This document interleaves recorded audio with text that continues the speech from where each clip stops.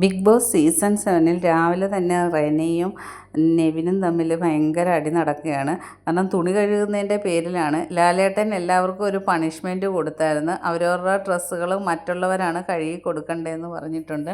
അങ്ങനെ നെവിൻ കഴുകി കൊടുക്കേണ്ടത് റെന ഫാത്തിമയുടെയാണ്. അപ്പോൾ റെന ഫാത്തിമ പറയണത് നെവിന് രാവിലെ എൻ്റെ ഒരു കുറേ ആഴ്ചത്തെ ഡ്രസ്സുണ്ട് കഴുകിയിടാൻ പറയുന്നു. അപ്പം നെവിൻ പറയുന്നു, പിന്നെ ഞാൻ ഇപ്പോൾ കഴുകാൻ പോയില്ല നിൻ്റെ എല്ലാ ഡ്രസ്സും, ഞാൻ കഴുകത്തില്ല, ഒരു ജോഡി ഡ്രസ്സേ കഴുകത്തുള്ളൂ എന്ന് പറയുന്നു. അപ്പോൾ റെന പറയുന്നത് എന്നാൽ 8 ജോഡി ഡ്രസ്സ് കഴുകണം, ഈ ആഴ്ചയിലെ കംപ്ലീറ്റ് കഴുകേണ്ടതാണ്.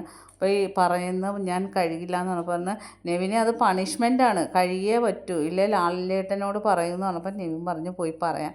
അപ്പോൾ റെന ചോദിക്കുകയാണെങ്കിൽ ലാലേട്ടൻ എന്താ നെവിന് മാത്രം എന്തെങ്കിലും പ്രത്യേകതയുണ്ടോ എന്ന് ചോദിക്കുന്നു. അപ്പം നെവിൻ ചോദിച്ചു, നിനക്കങ്ങനെ തോന്നുന്നുണ്ടോ?